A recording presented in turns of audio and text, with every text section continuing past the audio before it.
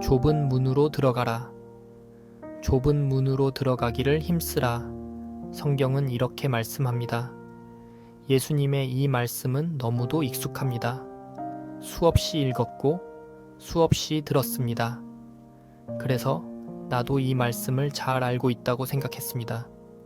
좁은 문은 남들보다 더 희생하는 길, 더 많이 봉사하는 길, 세상과 타협하지 않는 길, 조금 더 힘들고 조금 더 외로운 길이라고 믿었습니다. 그래서 나름대로 애써 살아왔습니다. 조금이라도 하나님께 인정받고 싶었습니다. 좋은 신앙인이 되고 싶었습니다. 그런데 마음속에서는 늘 하나의 질문이 떠나지 않았습니다. 나는 정말 좁은 문을 통과한 사람인가? 아니면 그저 내가 좁은 길이라고 믿고 있을 뿐인가? 아무리 생각해도 답을 찾을 수 없었습니다. 설상가상으로 어려움까지 찾아왔습니다. 하나님과 예수 그리스도를 바로 알아야 이 문제가 해결되겠다. 그런 생각이 들어 말씀을 찾아 이곳저곳을 헤매기 시작했습니다. 그러던 어느 날 배우자의 인도로 복음 말씀을 듣게 되었습니다. 처음에는 하나님의 사랑을 알게 되었습니다. 그리고 하나님께서 살아계신다는 사실에 대한 확신을 갖게 되었습니다. 하나님이 어떤 분이신지, 예수 그리스도는 누구이신지, 인간과는 차원이 다른 하나님을 조금씩 알아가기 시작했습니다. 사실 그 전까지는 모든 것이 어딘가 모호하고 확신이 없었습니다. 그리고 인간의 죄에 대해 듣게 되었습니다. 처음에는 나는 그렇게까지 나쁜 사람은 아닌데 라고 생각했습니다. 그런데 하나님께서 말씀하시는 죄가 무엇인지 알게 되었습니다. 그리고 비로소 나 자신의 실체를 보게 되었습니다. 10년이 넘도록 교회에 헌신하며 최선을 다해 살아왔고 내 죄를 하나씩 골라 회개하며 살아왔던 나. 그런데 가장 결정적인 것은 내가 정말 성령을 받은 사람인지 아닌지가 늘 애매했다는 사실이었습니다. 남들 앞에서는 당당하게 말했고 마치 성령이 충만한 사람처럼 행동했습니다. 하지만 내 속마음에서는 성령이 무엇인지조차 제대로 알지 못하고 있었습니다. 모든 퍼즐이 맞추어지는 순간 나는 주님 앞에서 와르르 무너졌습니다. 평생 믿어왔다고 생각했던 신앙이 흔들렸습니다.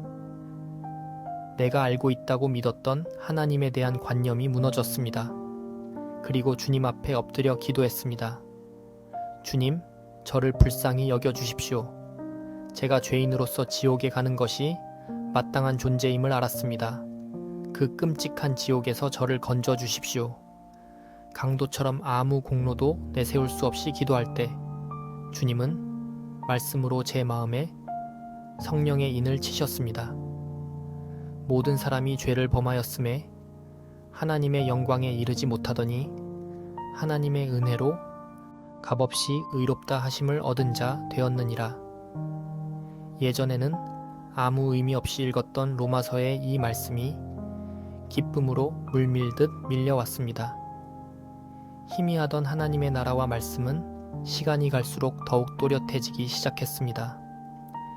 관념 속에만 있던 지옥이 실제라는 사실을 확신하게 되었고 믿는 자에게 주시는 성령의 인치심도 분명하게 알게 되었습니다. 그리고 좁은 문, 좁은 길의 믿음이 무엇인지도 알게 되었습니다. 그것은 사람들이 일반적으로 생각하는 것과는 전혀 다른 것이었습니다.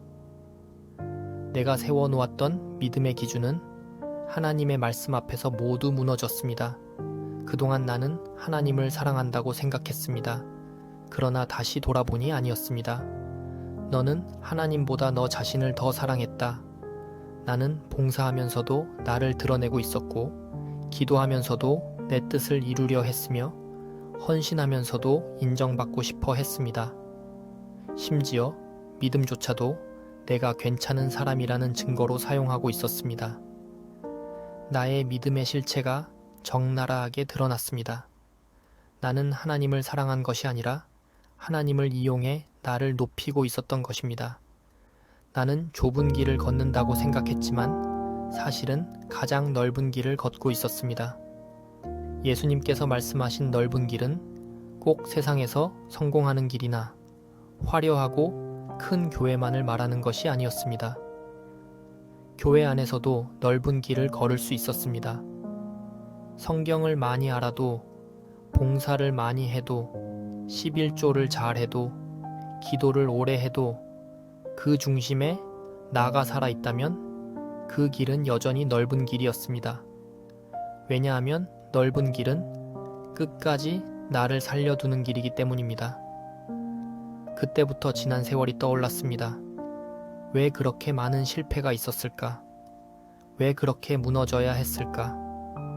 왜 기도해도 응답이 없는 시간이 있었을까? 왜 사람들에게 상처를 받아야 했을까? 왜 내가 붙잡고 있던 것들이 하나씩 사라졌을까? 그때는 몰랐습니다. 억울하기도 했고 원망도 했습니다. 하지만 이제 돌이켜보니 그 모든 시간 속에서도 하나님은 일하고 계셨습니다. 내가 붙들던 것을 하나씩 내려놓게 하셨습니다. 돈도, 사람도, 자존심도, 신앙에 대한 자부심도, 내 의로움도, 끝까지 붙들고 있던 것들을 하나씩 비워 가셨습니다. 그때는 그것이 고통이라고만 생각했습니다. 하지만 지금은 다르게 보입니다. 주님은 나를 버리신 것이 아니라 내가 만든 우상을 깨뜨리고 계셨습니다. 그리고 아무것도 붙잡을 것이 없는 자리에서 비로소 십자가를 바라보게 하셨습니다. 그제야 알았습니다. 십자가는 착한 사람이 붙드는 것이 아니었습니다. 열심 있는 사람이 붙드는 것도 아니었습니다. 자신에게는 아무 소망도 없다는 사실을 알게 된 사람, 자기 안에서는 의를 찾을 수 없음을 인정하게 된 사람, 그런 사람만이 예수님을 붙듭니다. 그래서 좁은 문은 몸이 고생하는 길이 아니었습니다. 가난하게 사는 길도 아니었습니다. 작은 교회를 다니는 길도 아니었습니다. 좁은 문은 내가 죽는 길이었습니다. 내 의가 죽고, 내 자랑이 죽고, 내 종교심이 죽고, 내 신앙에 대한 자부심이 죽는 길, 그리고 그 자리에 오직 예수 그리스도만 남는 길이었습니다. 바울은 이렇게 고백했습니다. 내가 그리스도와 함께 십자가에 못 박혔나니 이제는 내가 사는 것이 아니요 오직 그리스도께서 내 안에 사시는 것이라. 예전에는 이 말씀이 너무 거창하게만 들렸습니다. 하지만 이제는 조금 알 것 같습니다. 하나님은 우리의 삶 속에서 조금씩 나를 십자가에 못 박아 가십니다. 내 힘으로는 결코 죽지 않는 자아를 복음을 통해, 때로는 삶의 고난을 통해 조금씩 무너뜨려 가십니다. 그래서 좁은 길은 내가 선택하는 길이 아니라 하나님께서 은혜로 이끌어 가시는 길입니다. 오늘도 나는 여전히 부족합니다. 여전히 자랑하고 싶고, 여전히 인정받고 싶고, 여전히 내 의를 붙들고 싶습니다. 그래서 오늘도 하나님은 말씀하십니다. 그것도 내려놓아라. 너는 빈손으로 오너라. 너는 내 아들만 붙들면 된다. 이제 나는 좁은 문이 무엇인지 조금은 알 것 같습니다.